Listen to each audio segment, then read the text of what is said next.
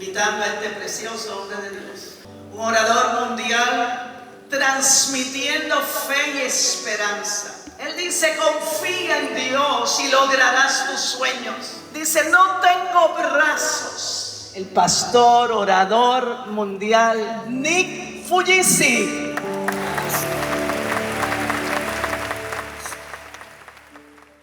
Es tu primera visita en Puerto Rico. ¿Cómo ha sido su experiencia? Me encantó Puerto Rico. Gracias por tus bienvenidas, gracias por tu entrevista y la oportunidad. I love Puerto Rico. I've never been here before, and as a U.S. citizen living in Texas, it's absolutely beautiful. The beaches, the people are so warm and loving and welcoming, and the food has been incredible, and I'm so excited to be welcomed here. And I hope that next time I come, I can bring my family. ¿Qué es para ti el éxito? Éxito para mí es paz. Paz is really, really important. Peace for my soul, peace for my mind. Many people, obviously, we need money. There's a lot of things that throughout our life, money affects us all in many, many ways. 85% of our arguments as husband and wife have something to do with money, right? That's what the stats are. And so if you have more money, you have more opportunities. And money, unfortunately, a lot of people have set money to be their success. Mm-hmm. What I tell people all the time is money is not my God. My God is my God. Mm-hmm. And He gives me everything I need. And I think what's really important is for the young people to understand what success is. Success is not when someone gives you what you need. Success is when you do the best that you can with what you have. Mm-hmm. So do the best to try get a job and save and invest and work hard and remember to give back to society. I think success is really peace and purposeness. I think a lot of young people lack purpose. And I think always not just doing the best with what you have and producing and not just taking and being dependent on someone, doing what you can, growing, and then helping someone else in need. I think that's a really, really big circle that I would always tell people. That to me is the circle of success. ¿Cómo has logrado vencer los obstáculos dentro de una sociedad tan exigente? You know, there's so much happening in our society, and our society is changing more and more and more, and we all have different opinions, and division in America has never been like this before. It's unprecedented. And what's really important is to love everyone, but also understand that, you know, first and foremost, I love you. You can believe whatever you want. Let me believe whatever I want. But if you don't want me to, you know, sit your children down and tell them everything that I believe because you don't believe what I believe, why would you want me to sit down with them for 8 hours a week to tell them what I believe? And so in that respect, we must understand that there are fundamental principles of life that we all understand. Everyone has equal value, but don't indoctrinate my children with the values that you have that I don't have. And I think that's the beautiful thing about how Catholics and Protestant Christians understand that, you know, we have our differences. Even within Protestant churches, there's differences. And everyone at school, you know, bullying and teasing, I think it's really, really important to understand to not also as individuals keep up with the demand of the society that's also influenced by sometimes social media. As a professional speaker, as a businessman, as a husband, as a father, balancing life is the biggest fight I have. And I fight really hard for that. And I have a team that also helps me fight for that. Learning how to time manage and prioritize and plan out even the countries that I'm going to over the next 5 years. We really try to plan it out and make sure that I am also a wonderful father and a wonderful husband by just simply being there. I'm not that person that sacrifices my family to go for a mission or make money to give my children opportunities because my children need a father more than opportunities. And this irreplaceable years of my children, it's very, very important that I sniper in and make sure that, that I don't get emotional nor pulled in to making decisions that, that I'd rather maybe, let's just say, regret later. And so I'm always focusing in on time. I think actually time is the greatest asset of your entire life. Time is not promised.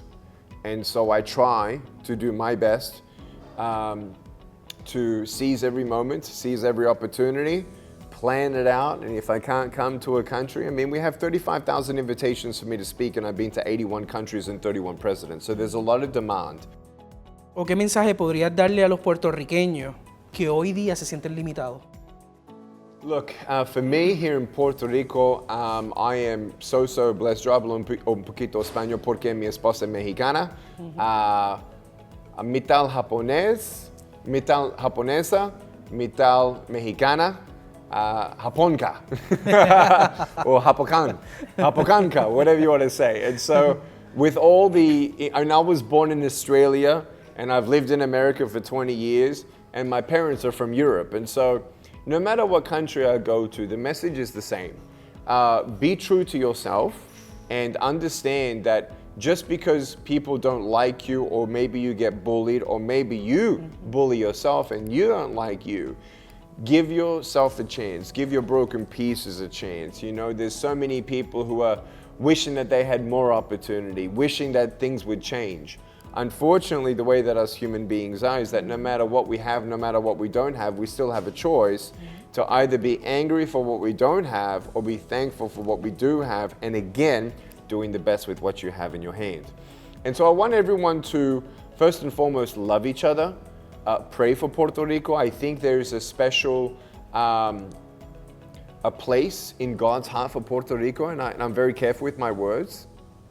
Very careful. I'm coming back sooner than I think, and I think there's some incredible opportunities here that I feel like really will resonate. More and more messages with young people, whether they're Catholics or Protestants, and I've had a wonderful time meeting Governor Pedro at the office and the executive staff there, and talking about that even after I leave, I want to bring still messages of anti-bullying messages, of loving each other, of believing, of setting goals, and letting everyone know that we can find the strength to never give up. And I love, you know, the whole message that you know, I'm hearing more and more about even Puerto Rico, about servicemen and women in agencies for people with disabilities. And I was speaking in front of 1,300 members of those agencies, and it was absolutely incredible to encourage those who also make a difference in people with disabilities or families affected with disabilities, and letting them understand that, you know, their work is really, really important. ¿Qué mensaje podría brindarle al gobierno de Puerto Rico para que pueda fortalecer la atención a las personas con necesidades especiales? You know, I think not only did I try and encourage people for those who are helping people with special needs in society, but also understanding that it takes a holistic, governmental, multifaceted approach to making a movement for people with special needs. It's one thing to continue to integrate special needs children into the school system. It's still wonderful to see companies being encouraged to employ people with special needs.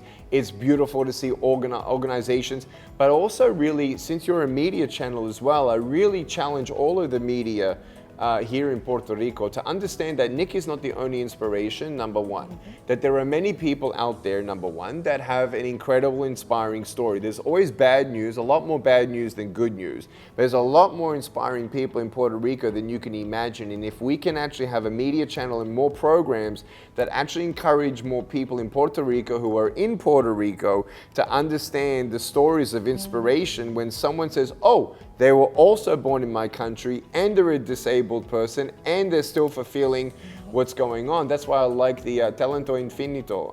You know, I love that organization to showcase people with different talents. I think there needs to be more inspiring pieces featuring inspiring Puerto Ricans for Puerto Rico.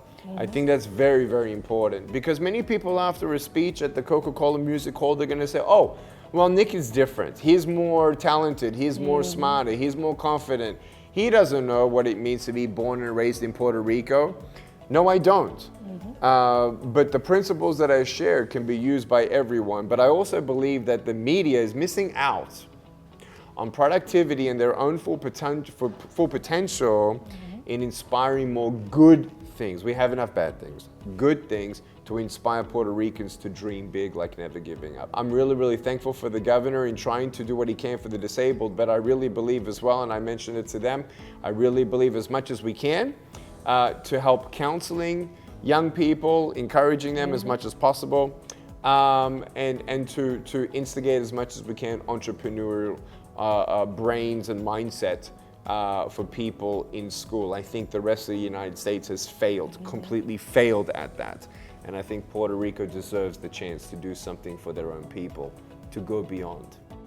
Te interesa mucho llegar a los jóvenes y colaborar con el sistema educativo. ¿Qué te preocupa del sistema educativo moderno? The concerns that I have of the modern education system, I want to say that I am very pleased to see that there are some states in America. One example is Texas, very prominent state that also has a reverence for God. And as Christians who are of all different denominations, as we see these things being brought in, I'm very thankful as well for Governor Pedro, who didn't accept all the things coming from the rest of the United States of America that I believe God will honor him for. I believe that, and I believe Puerto Rico will be blessed. The rest of the United States, I'm very, very concerned for the education system. But I believe, apart from financial literacy, is holding the ground of the values and principles that we hold to, and again, not indoctrinating forced things that actually are contrary to biblical beliefs. Obama, many, many years ago, said that the USA is no longer a Christian nation. We can now see that. Puerto Rico, though, the predominant population, you're Christian here. And I believe that because of that, the governor is honoring the people. I think those laws that have been done and not going unlimited, as some other states are, I'm very thankful to see the opportunities of Puerto Rico. And I actually will say this to you.